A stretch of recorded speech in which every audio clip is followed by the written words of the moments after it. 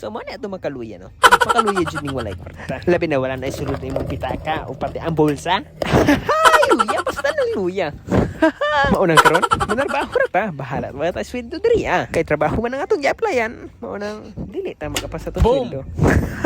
And so karon kay okay naman ang tanan, ato ning kapihan. So ato ning timplahan. Kita na ako sa ininit na nibukal naman. Syempre. Ito na ning ginakinahon. Gusto na kakapihon. Maunang let's go. Suyo pa na dayon.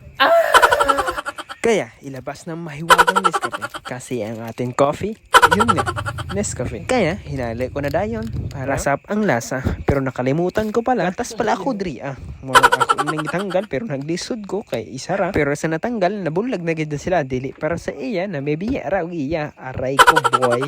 Hahay!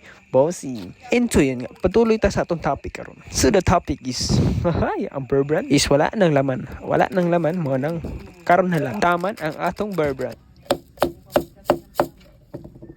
Pati ang aming asukar is wala nang laman. Kaya tinaktak ko na lang. And sa pagtingin na ako sa akong pagtanaw, para siyang free gold na nakita na ako sa sudanan. Kaya kung tinuod pa tana niya, paldo na tang tanan. Hahay!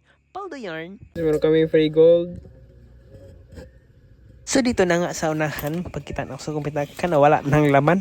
Ay, daily na tayo ng yellow, kay na atay purple, ug na atay sinsolyo. And so mauna ni ang tanan sa natipon-tipon na nato ang tanan, more juday na abtan. Makita ni mo gasar ni taman, unahan ang atong hisgutan, siyempre layo-layo pagad na sa unahan. Sayang. Takang para manihapon ta. Ay, manihapon ta. Mukha ka mo ka? Malamang! Nanihapon na kinata na isnak pa man to. Oo man ka siguro. Nagtuo ka.